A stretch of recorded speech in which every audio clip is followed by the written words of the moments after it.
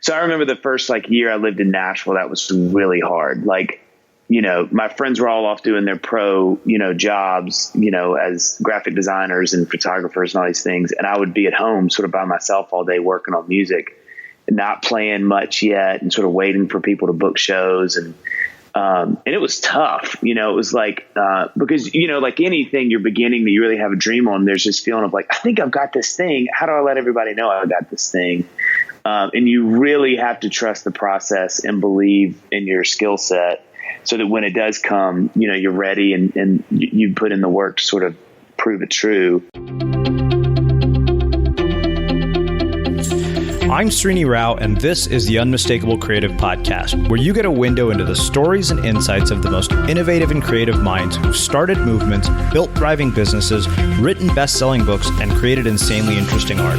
For more, check out our 500-episode archive at unmistakablecreative.com. Dave, welcome to the Unmistakable Creative. Thanks so much for taking the time to join us. Yeah, thanks for having me.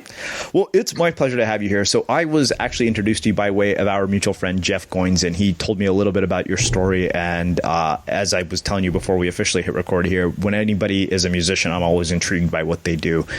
But before we get into that, I want to start by asking you, what social group were you a part of in high school? And what impact did that end up having on the choices that you've made with your life and your career? Yeah, man, what a great first question. And it's so funny. I was referencing this group of friends last night, which is so random because I haven't actually talked about this in a while, but I've always been really fortunate. It's kind of a joke with my siblings and my nuclear family and I that growing up, I just always had really great friends. Uh-huh. And I would love to credit that because I'm a great friend magnet, but I think it was a lot more that kind people saw my need for them and let me into their groups.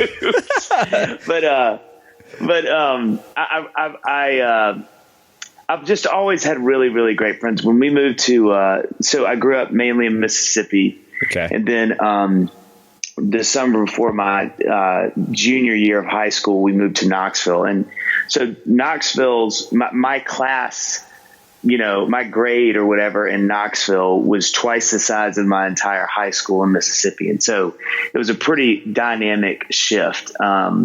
And so I went from, a school that small in Mississippi, you really don't even have, there's not enough people to actually have cliques. You know what I mean? Mm-hmm. It's just sort of everybody, the 20 or the 50 people in your grade, 100 people in your grade. It's everybody just kind of knows everybody and you hang out, but there's not that real dynamic feeling of here's the nerds, here's the jocks or, whatever all the great 80s movies, how they portray that stuff. But when I moved to Knoxville, it was definitely that case because, my class was about 500 or 600 people.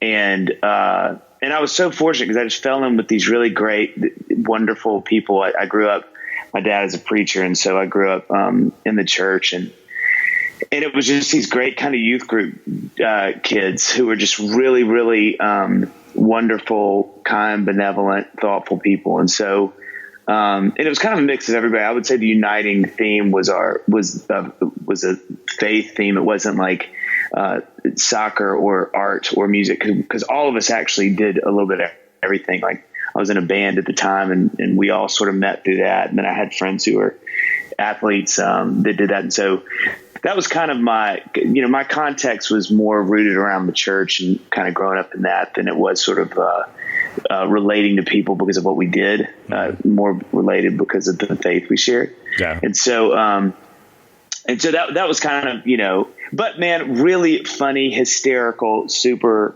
wonderful, talented kids. It was a really fun, thing because, when you get to a city that's bigger like that, from the small town I grew up in, there was all of a sudden all this opportunity and people did things I didn't even know what I didn't even know what lacrosse was, you know what I mean? And so it was fun to kind of get into a situation where people were and sort of excelled at these skill sets I didn't even know were things. Mm-hmm. So it was good. That was good. Theater and just stuff that we just didn't have. I didn't have access to growing up in a small town in Mississippi. So that was kind of the social group. It was really funny. It was super diverse and had really incredibly talented people that I loved sort of getting to learn from and be friends with. Wow. It's interesting. I moved after my freshman year in high school, and I found it incredibly disruptive to my life. As a result of that move. Where did you move from and where to? I moved from Texas to Southern California. I moved from a small Texas town to Riverside, California. And it's funny because I wouldn't want to live in Bryan, Texas ever again now. I know, Brian. Dreaded the idea of leaving. Like more than anything, I did not want to leave. And, as a result, I don't really have very close relationships with anybody that I went to high school with, except one person. And I became friends with him almost 20 years later. I'm actually going to be the best man. Oh, wow. I'm going to be the best man in his wedding this summer, which is interesting. And he was 2 years younger than me. So one of the things that came up for me, one was, adapting to that change. I'm wondering what was that like for you? And having grown up the son of a pastor, was religion a part of your life, like growing up, and what is the impact of it today? And why does faith lead to such a sense of community between people? God, this is like, you're coming in. These are congratulations to you. These are like, you're bringing the 2x4. I love this. So say those again, because I really want to address them well. Absolutely. The question of adapting to a new environment, especially after junior year in high school, because I found it so rough after freshman year, but before becoming a senior, how did you navigate that part of this transition? And having grown up the son of a pastor, what is the role that faith plays in your life today? And why is it that faith creates this sense of community between people? Yeah, that's great. God, great question. So one, the transition for me was really great because I definitely was, honestly, what I think happened is it sort of unlocked these talents I didn't know I had because there wasn't a place for them in this small town. Mm-hmm. Meaning like, I never really done skits, improv, like being on stage. I'd started to flirt with that some when we would do like youth group trips, and I'd be on the, we'd do like little funny, stupid skits. But when I moved to Knoxville, I was in this big youth group that I was going to while my dad was planning the church he was planning, and we didn't have a youth director yet. So, all of a sudden I was up in front of people a lot more, and that felt really natural, which I had never known was a thing for me, because there was really no outlet for that. And then really music, that I got there, and guys played electric guitar and bass and all these things that I didn't know a human being in my small town of Mississippi who played an instrument like that, who played what you'd probably call like a band or rock and roll, like electric guitar, And so for me, it was very providential timing, I think, because I was kind of ready. I mean, this is the cheesiest metaphor ever, but I really did feel like the butterfly that was ready to come out of the cocoon. It's kind of like, I think for who I was becoming and who I needed to sort of be, that move was really integral to me to kind of going, oh my gosh, there's all these opportunities. And so a lot of what I do now professionally came from me moving, from me getting exposed to that much more opportunity and just, whatever you'd call those kind of experiences. And so it had a profound impact on me and gave me access to stuff that I didn't really have access to before. And then, I think growing up in the church and my dad being a pastor, I'm really blessed. I was talking about this with some friends last night at dinner, because my parents did a really good job of like not forcing that down our throats as kids. And we were actually talking about this last night about our kids and the rest of these guys are Christian guys. And we were just kind of talking about like, how can you show your kids your faith without it being something that they don't want to do because of you? You know what I mean? Like, how do you live it in a way that they go, gosh, that seems like the best way, and I want to do that. And that's as opposed to them going like, as opposed to you becoming the reason they don't do it. You know what I mean? And they look at you and they go, no, you are a hypocrite, or you said this one thing over here, but then you do this over here. And so I think I was really blessed because my parents just lived it really well in front of us. And so, I think we sort of saw them do that, and it just really made sense to us. And I think, to your point about being so unifying, I only know my experience in the Christian faith, but, so much of what I think the Christian faith is about is communal, is the idea of like, I heard this, I think it's a C.S. Lewis quote, but we only really can know ourselves through community. And I think too, just that it's a faith that's based on the church, which the church is just the body of believers, of people who believe. And so you can only kind of experience through that group of people. I think it's not a faith that's meant to be done by yourself. And so I think it just intrinsically is meant to be together, which I think is really beautiful and terrifying and hard and rewarding and, all those things. But I think that's why the Christian faith at least tends to sort of be that way, Mm-hmm. Were you a musician very early on in your life, or did that only start when you got to Knoxville? Well, much like you, I grew up in the band, doing like school band and played drums. And then I just started playing drum set before we moved from Mississippi, and really, really enjoyed it, and felt like this is like really cool. And so when I got to Knoxville, I had a drum set, and then I'd stopped doing the band thing because I was super duper worn out doing it. And that sort of was, drums were sort of the gateway drug to music for me, because it was like, I didn't end up, even though I went to college to study that, I didn't end up continuing that, because once I started writing songs and playing guitar, it was like, this is what I wanted to do, Yeah. I didn't know it the whole time, but like once I found that was really what I enjoyed the most. Did you have any early music teachers that had an influence on all of this? Truthfully, not really, because a lot of my education was a, sort of, it was in a context of like a high school band. It wasn't sort of the really cool guitar player teacher that you had that showed you Beatles songs or Nirvana or something. It was a lot more the guys that I was playing with, in bands, and kind of the music community, both in Knoxville and in Murfreesboro and Nashville, as I sort of continue to play. Yeah. So how do you get from high school to what you're doing today? Yeah. I went to Middle Tennessee State University, which I call the poor man's Belmont. Belmont here in Nashville is this incredible private college that has an incredible music program. And it's really unique. I mean, it's not super unique, but among the Berkeleys and sort of those colleges, College of Music at least, they have professionals that are on staff. So, I mean, Chester Thompson, who has been in Genesis his whole life and is one of arguably the most successful, famous drummers of the 70s and 80s and 90s, is on staff at this, school. So we didn't have that at the public version, but I went there thinking I was going to play drums. While I was there, I started playing guitar and singing and writing songs. And then by the time I graduated, I was kind of like, I really like this. I like writing songs. I like singing.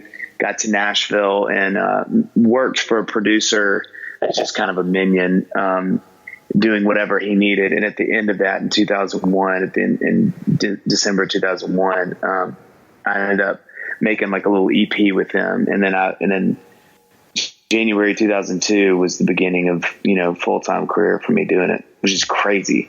But I've only done that since. So I get the sense that, at least from my own training as a writer, and, unlike you, my high school band director, I think, was easily probably the most influential teacher I ever had in terms of informing habits and understanding what came out of practice, and that you could produce results that were far beyond your current capabilities simply by doing something consistently. As somebody who has built a career as a musician, what are the habits, routines, rituals? What is the sort of day-to-day behavior that enables this, and how much of that came from college? And what are the things that you learned along the way? Yeah, I mean, you're the pro, and about this much better than I do from having written books and the podcast and, conversing with so many super wise, smart, creative types. But I think for me, a lot of it, is availability. Like, you have to be available to it. I think that there's always that living in Nashville, and I'm sure your community of writers, that and spend time with. It's really tricky because some people are like, I only write when inspiration hits. And they're actually really great at that. I mean, I have a friend who's one of the most successful friends I know, and he only writes a record. He'll write his whole record the month before he records. And I'm like, how do you even do that? Like, I have to get 40, 50 songs out of the way before I can sort of put together what the record needs to be. And he's like, if I need 11 songs, I'll write 11 songs and we go record them. And they're amazing. And I'm like, I want to shiv you in the shin. Like, that's not fair. You can do, you know what I mean? It's like, that's ridiculous. But, but for me, a lot of it is availability. And, you know, it sounds like you with trying to write 1,000 words a day. That's kind of what I try to do. Like, I have a studio in my backyard that I built, and I come back here as much as I can to just kind of sit and be around it and, you know, play the piano, strum the guitar a little bit, you know, listen to songs, sort of conjure the spirits, you know what I mean? Sort of like get the thing right, to try to sort of find out what's in the room, if there's anything sort of floating around. That's a lot of it. You know, just the availability. I'm sort of a weirdo. I have a lot of friends that sort of always thought I was weird this way, but I enjoy the work so much. Like, sounds a lot like you. Like, I really love to create. I had a friend of mine ask me in this hysterical Q&A she had to do in college for one of her classes. She interviewed me, and it's a really great question. And this is, you know, 20 years old. And she's like, what's the one thing, if you couldn't do, you feel like you would like shrivel up and die? And without thinking, I was like, create. And I think for me, that's still the truth. And so I love to do it. Like, I have a lot of artist friends that aren't near as, I hate calling it discipline because it doesn't feel like discipline, but aren't quite as enamored with it maybe, or sort of, I don't know what the word is, discipline. Let's just say discipline. But like, you know, if I could, I would be in here every day trying to write something, you know, at least for 30 minutes. And if it doesn't, you know, it's fine. But I think for me, it's a lot of availability. And then I think, you know, and then trying to finish stuff, you know, like once it started, really trying to go, okay. And this is where, you know, our jobs are so different because, you know, but maybe chapters, you know, maybe you could look at like a chapter. Like, I love once something is started, because then it's like, okay, now I just got to finish it. The hardest stuff to me is always the sort of like, you're staring at chapter 3 and you don't know what it's supposed to be about, you know, like, or for me, I'm sitting there going like, I need 2 more songs in this record, and I feel like I've already said everything I need to say, you know. Those are really tough. There's nothing more that I love, and I'm never more voracious and dedicated and like assassin, like when I have it started, because then it's like, okay, I know I can finish this. The beginning of stuff is really hard for me, but you know, and I've kind of always been that way. I mean, it was a real interesting thing writing my second record. You know, I wrote my first record. I love, there's a what's his name that was in Crosby, Stills and Nash. I think it's David Crosby, that says, look, everybody can write a first great record, because it took you usually 20 years, 25 years to write, you know, so it's going to be good. But he's like, I want to hear your second record. And then if you can make a great second record, then you probably have got something, because, you know, it takes you a year to write and you're busy. And so, when I was making my second record, it was the first time that like I would find myself alone, and I'm extremely extroverted, and I would find myself alone. I was living with my best friend at the time before I got married, and I would just hole up in our apartment and write all day long, kind of without knowing I was doing that. And I remember it'd be 4:00 and he'd be, you know, calling like, hey man, you want to meet up somewhere, and, you know, whatever, hang or go get something to eat or something. And I was like, oh my God, I've literally been sitting at this table writing a song since 10 a.m. And I loved it. And that was a really interesting shift for me, because I had tons of friends who were all single, you know, all music people who'd be around town doing stuff all day. And I would volitionally stay at home. And that was a real weird thing for me, because there's no one has FOMO but worse than I do.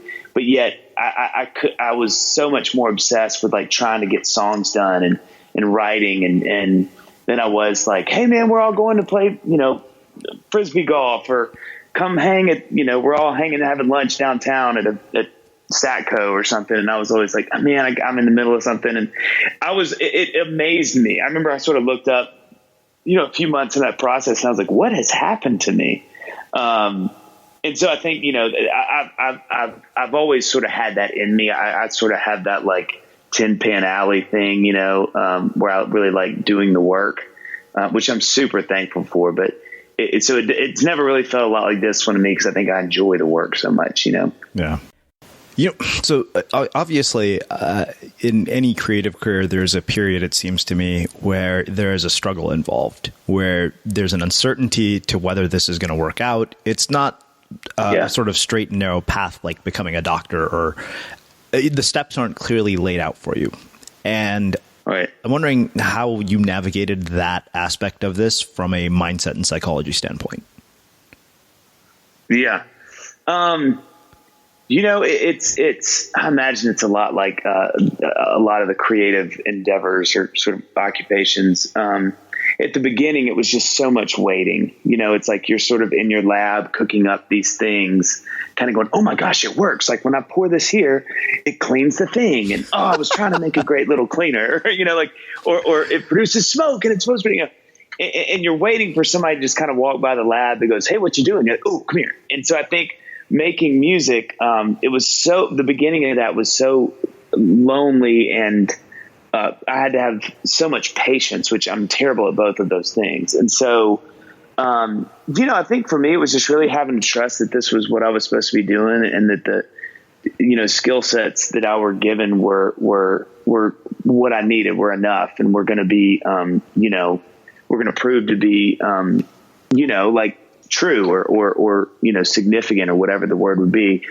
So I remember the first year I lived in Nashville, that was really hard. My friends were all off doing their pro, jobs, as graphic designers and photographers and all these things. And I would be at home sort of by myself all day working on music, not playing much yet, and sort of waiting for people to book shows. And it was tough, it was because, like anything you're beginning that you really have a dream on, there's this feeling of I think I've got this thing. How do I let everybody know I got this thing?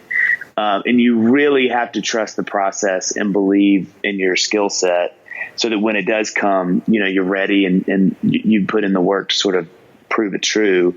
But, I think that was the hardest season for me. And I think in some ways right now, it's another kind of, I feel like I'm entering the second sort of half of my creative occupational life, because, starting this family and not, I can't tour as much as I used to. So, there's a lot of other things I'm doing, writing songs for other people, and it's the genesis and beginning of a lot of things, and the continuation or sort of second half of my artist career and what that's going to look like now. And so it's funny. I'm having to use a lot of the skills I learned when I was 21 again, of no, dude, just trust the process, do the work, believe that it's the right work. But I think a lot of that sort of psychosomatic battle of I mean, my new record is basically about that struggle. It's about, I went from writing for myself and making these records, and then I had a song that did really well for a country artist, and then I got into doing that more. So I didn't quit my artist thing, but I kind of went, hey, I can sort of pull that back a little bit, not tour as much, and be home and be a dad. But I can do this thing from here, where I write songs that other people record, and then that can be an income. And I felt like I was 20. I mean, I felt like I was a 19-year-old kid, because I get in rooms with people who did that professionally, and they would blow my mind. How do you do it? Because so many of my songs that I've written for myself, I write by myself. And so that process is wholly different from getting a room with two other people, one other person, and doing that with them, because there's a speed that, I've had to learn that just all these different muscles you're using, though it's the same sort of group of muscles, if that makes sense, So I'm having to practice a lot of the same, disciplines that I did then now. That's no, dude, don't freak out, just trust that it's going to be good, and it is good. And, so it's weird to kind of be back in that season with this professional songwriting, quote unquote, new part of my career, where I'm trying to, get songs recorded by people and write with people and stuff, believing that that's going to work out, just like I felt when I was 21, moving to Nashville, going wondering if I could just be Sally Fields and that everybody would like me. They really like me. You know what I mean? So I don't know about you, but vacuuming is not one of those things that I ever look forward to doing. But as you know, your environment has a huge impact on your creativity. So I still like it to be clean wherever I'm living and working. But now it doesn't have to be something that you deal with. If you're like me and you grew up in the 80s, you probably fantasized about the day when cleaning your house would be like it was for the Jetsons, meaning you don't have to lift a finger. Well, the good news is that we're already kind of living in that future.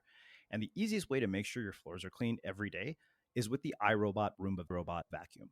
It cleans up after itself. The Clean Base automatic dirt disposal takes convenience to a new level, automatically empties its own bin into an allergen lock bag that holds 60 days of debris and traps 99% of pollen, mold, and dust mites, so you can forget about vacuuming for months at a time.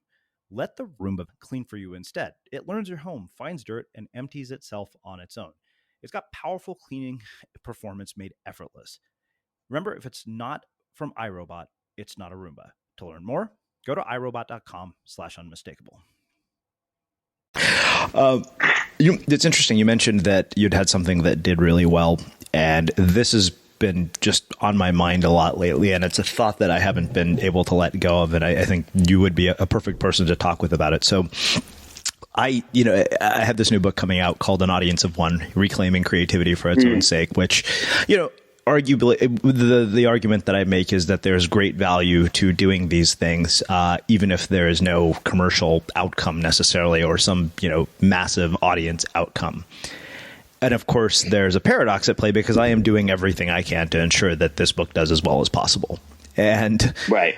I was like, wait a minute, this is ridiculous. Like, my actions are the antithesis of the message of the book, and yet they're necessary, right? I mean, you don't want to sit you don't just kind of, say, oh, I'm going to put this thing out in the world and pray that it all works out okay. I mean, you do what you have to. Right. What I'm wondering is, after you have experienced a level of success, how did you not become attached to it, or did you? Yeah, no, that's an incredible question. I mean, I was really fortunate because it was such a unusual path to success, in that I'd written this song, and Blake Shelton, who's the guy that recorded it, who's on The Voice, he heard it driving in his car because I released my version of it to radio, and he heard it, and then he took that, unbeknownst to me, fell in love with it, decided to record it, which is when I was notified. And then not just that he recorded, he was, decided to put that on the radio. So I had nothing to do, which was wonderful, because I think, to me, I love getting to say that was just God's kindness, that it wasn't like, because to your point, I think if I had my fingerprints all over that, it would have ruined me, because I'd have been like, okay, now I got to do the same thing again. I got to go talk to this guy, move this thing, write this kind of song, shimmy it on up the ladder, try to get somebody to cut it. But I think the grace that was sort of extended to me was that I just written this song. Yeah. So in a beautiful way, it just kind of felt like, well, that was a great answer to prayer, and man, what a gift that was. The interesting thing, though, is that, that's the story of that song, which was great. Last summer, I had a song that I wrote, that a guy named Thomas read, another country artist released, that was another #1. And that was a really different experience, because that was something he and I were supposed to write together one day, and he couldn't make it. So his producer and I ended up writing, and we wrote this song. Thomas loved it, decided to record it. It was his first single off this new album, which it's been a massive album for him. And it was a big hit, which was great. But I know what happened with that one. So the struggle with that song has been my struggle now with that song has been really different than the struggle with God Gave You, because it was kind of like, okay, that one was a little more like, I was a little more on the conveyor belt, you know what I mean? I kind of knew how the things, so, it's been, I've sort of entered into a different struggle now of kind of going like, don't get in your head. Don't try to, it's tough. I mean, it's a really weird, line to walk of kind of how to replicate and reproduce success while at the same time trying to have artistic integrity, which is really tricky. And I think that's exactly your point with your book, is like, how do you do the work because the work is what you love, and it feel, you feel so accomplished just by doing the work, but also going, I'm not doing the work because I want to write the book and then stick it on my shelf and never let anybody see it. You know what I mean? It's a really weird continuum or whatever to sort of try to live in. Yeah, there's a sort of level of sort of dissonance to it, right? You get on the one hand, this is really bizarre. Interesting. So one of the things I'm interested in is the role that Nashville itself has played in your career. And, because I think in a lot of ways, to me, it takes us back into the role that community plays in our lives. Yeah. Yeah. Why is Nashville the hotbed of music that it is? Like historically, what led to that? Yeah, so it's really fascinating. So you kind of had you had Tin Pan Alley in New York for all those years that was writing songs other people recorded. You had Motown doing the same thing. You had L.A., but not as much. But Nashville has always in country music, that has been an industry here is the songwriting industry. And so I always tell people, I think the reason Nashville feels a lot different than LA and New York is because when you have an industry that's so based on the songs like country music is, and songs that you didn't necessarily write, it's just naturally communal. Like you can't compete with somebody that you're working with. You know what I mean? Like, because everybody writes with each other, everybody tours with each other, artists write with each other, you know what I mean? So it's just naturally, it's like there was this built-in limiter. There's this built-in sort of like safe key or something where it makes us all have to celebrate each other. And I think it's a wonderful little trick that this town has pulled because it just naturally makes us communal. You know what I mean? Like I can't not root against my friend who I have a song on his record, right. Vice versa. So, you know what I'm saying? It's wonderful. It's like, it's like this really great way it keeps us fenced in. And that's why I think Nashville is really unique because LA, there's some of that, but not, it's not as small of a community as Nashville. Sure. And so it's really cool and it's really unique. And I think a lot of people that move here love that aspect of it because I don't ever feel like people are cutting eyes over at me at some thing or, vice versa. Not to say it's not a struggle, obviously, sure. But I think, it really makes Nashville unique that way. It's interesting. As you were saying that, this thought was running through my head of why we have these zones that are created throughout the world where certain activities they're just a hotbed for these things. Like, why is Silicon Valley a hotbed for tech startups?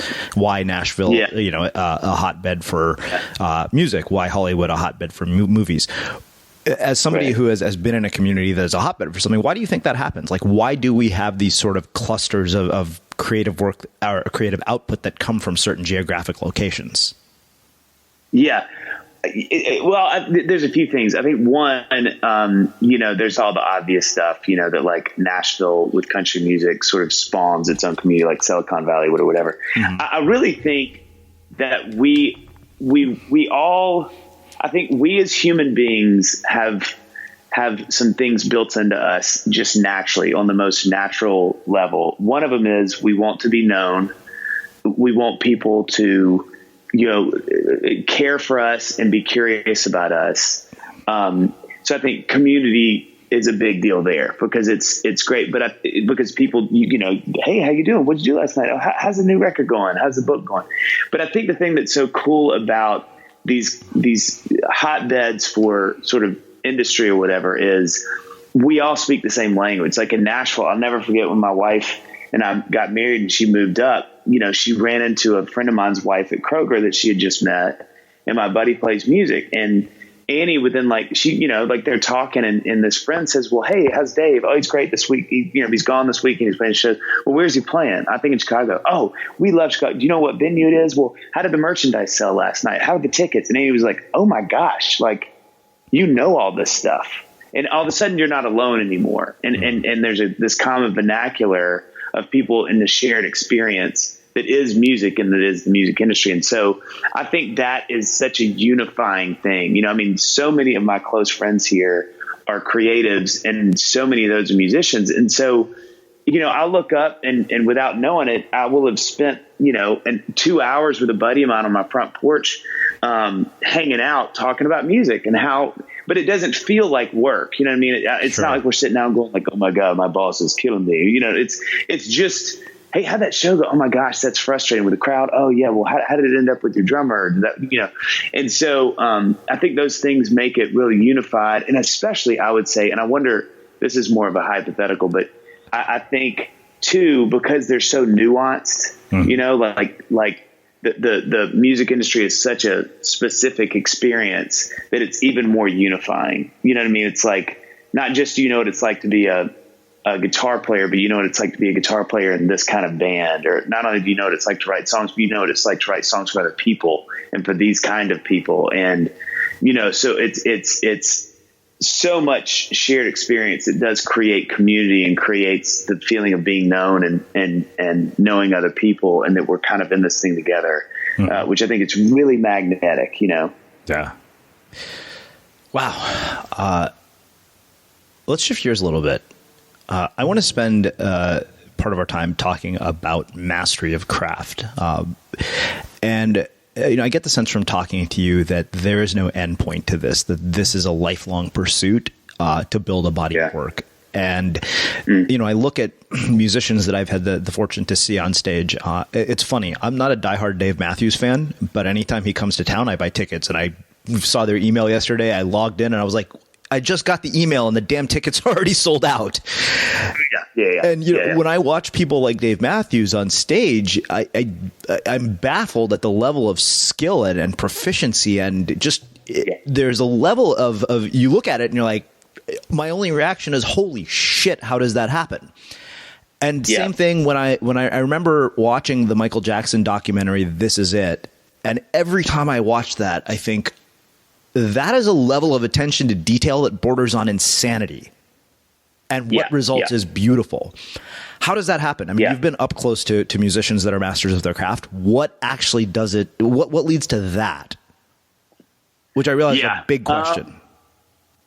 I mean, I think it is a lot of the 10,000 hours thing. I think it's hours and hours and hours of doing something over and over. But that there's different pockets of that, because you make a really great point, because you're going to have some performers who are better performers, like a Michael Jackson, who's going to, and I have a few, I don't know a lot of these kind of people, because I think they're really unique, but who will literally obsess over, let's just say, their live show. They're going to, like, the artist will go through all the lighting cues with their lighting guy.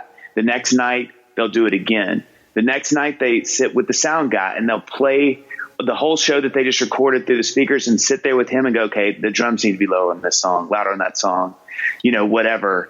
And that's a really unique skill. That's a really unique obsession / skill set, that makes them, sort of masters of that thing, where it's like, you're going to go see the show and it's going to blow your mind. There's going to be lights. There's going to be stuff that moves.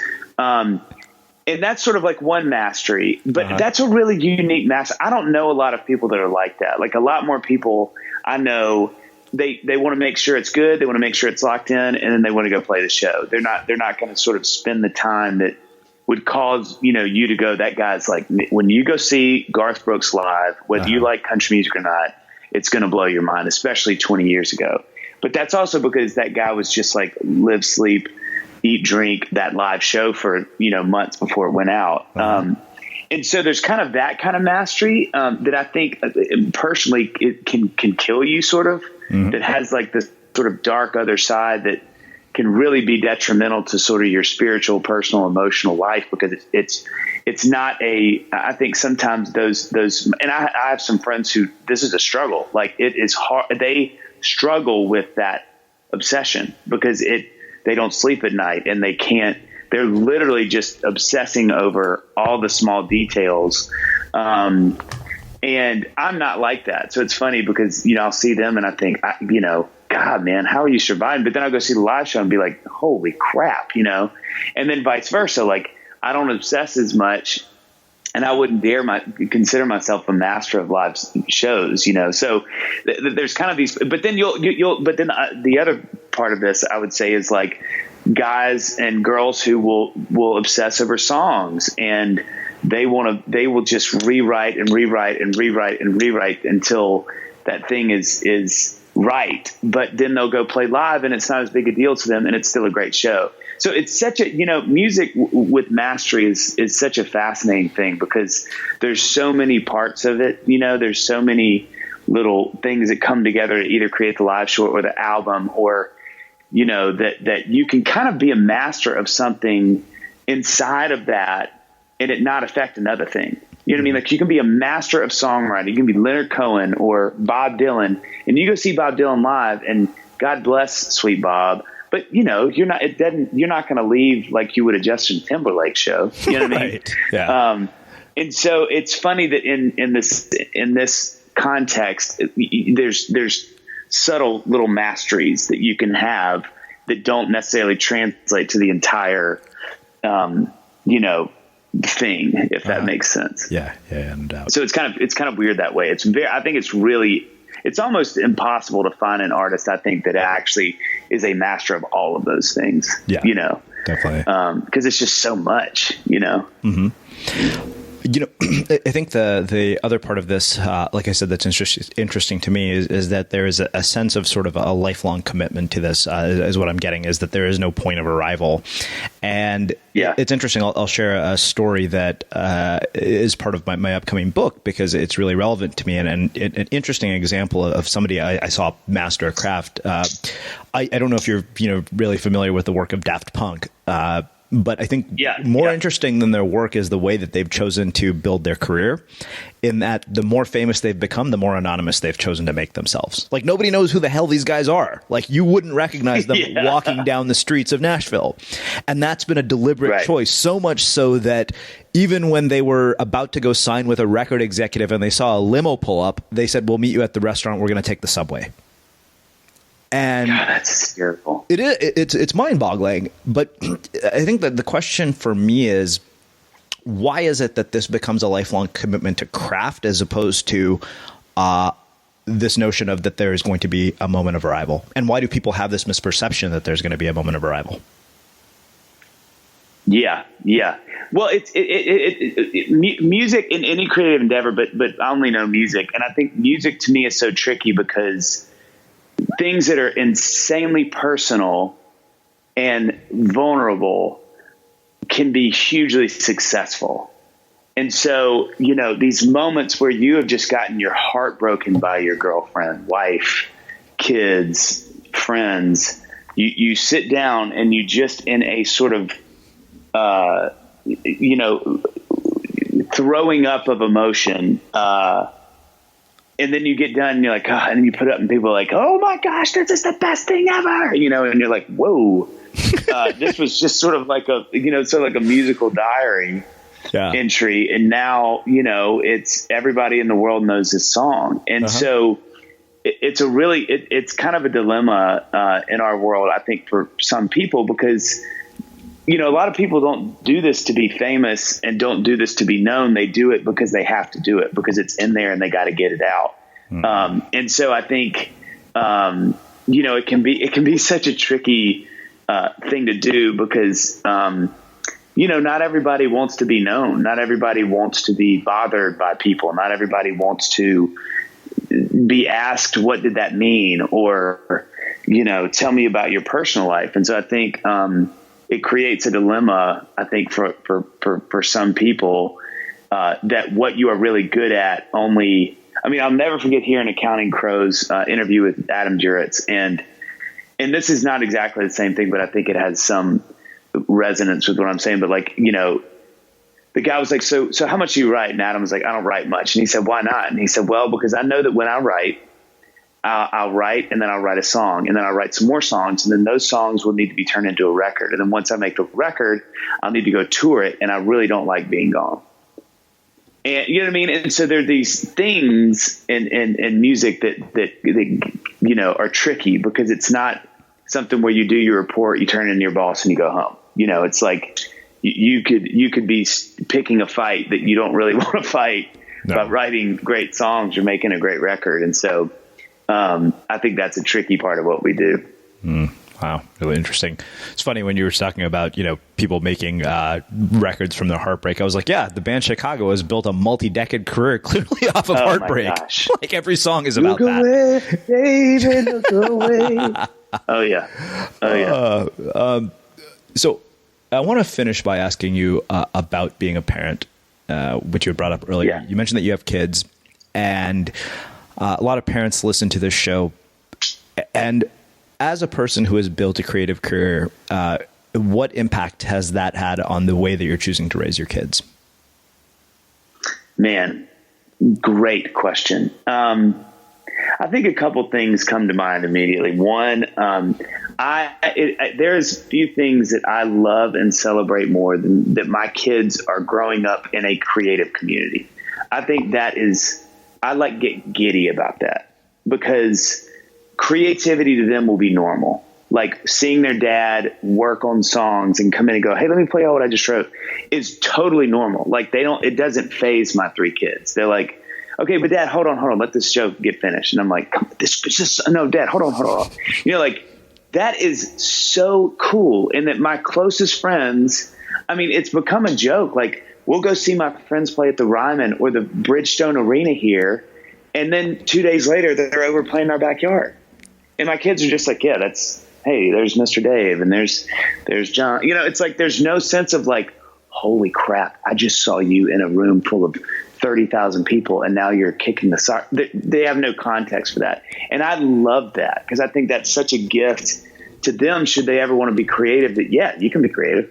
You can be creative all the time, anytime. Like there's no requirements. It's a normal thing. Come be creative or not, Yeah. So I think that's a real, I love that. Love that. That's one of my favorite things about living in Nashville.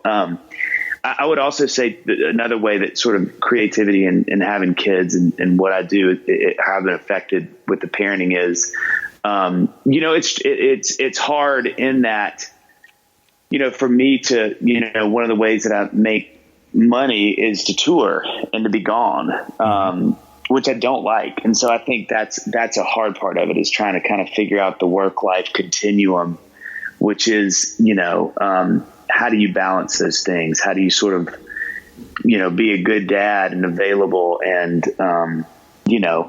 here for the baseball games and the plays and the ballet recitals, while you're also trying to do, that as a living. And that's really hard. And I think that's been something that thankfully my friends in my community and I try to dialogue about and encourage each other in, and sort of figure out, how to do that and not overdo it, and not also, watch your career just die off. I do think, this is kind of a divisive statement, I think sometimes, but I think I've really been benefited by it. I heard this sermon series years ago by this guy in Atlanta, and it was called Choosing to Cheat, which I thought was the most hysterical. I can't imagine the people that came to hear the sermon series when they saw the name of it, a bunch of guys like, tell me more, Pastor, I'm listening, but the idea, like, he says, you have work and you have your family, and one will always, suffer and one will always thrive, but they both can't thrive.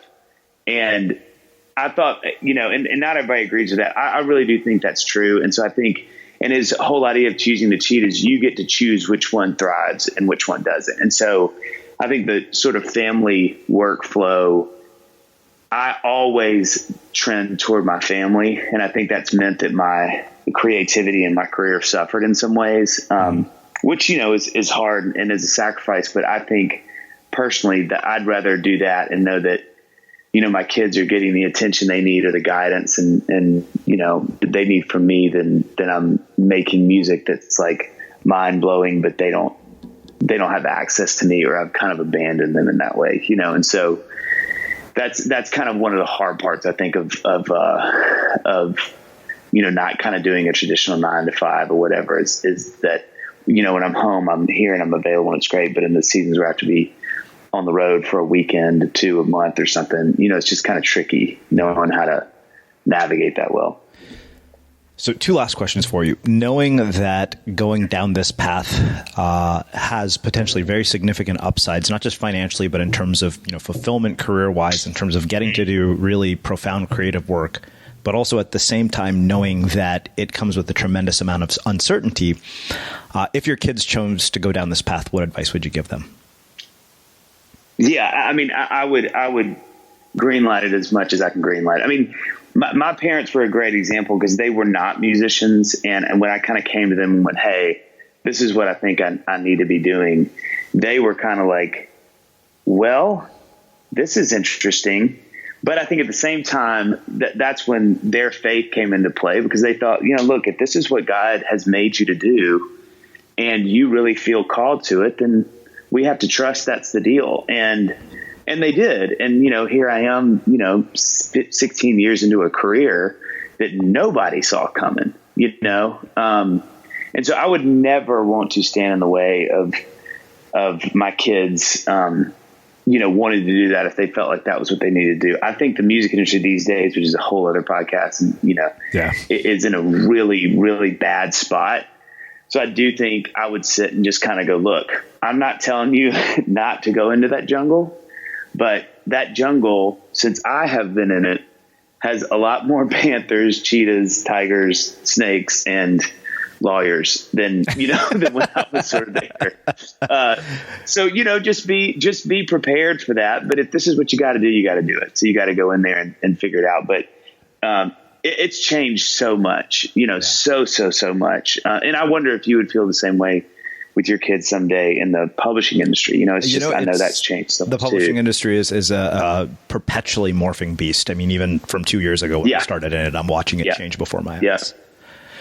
Well, I think that makes a really, really beautiful end to our conversation. So I have one last question for you, which is how we finish all of our interviews at the Unmistakable Creative. What do you think it is that makes somebody or something unmistakable? Oh, I love that question. And this is how I'm so glad you asked that, because I was going to kind of mention this earlier.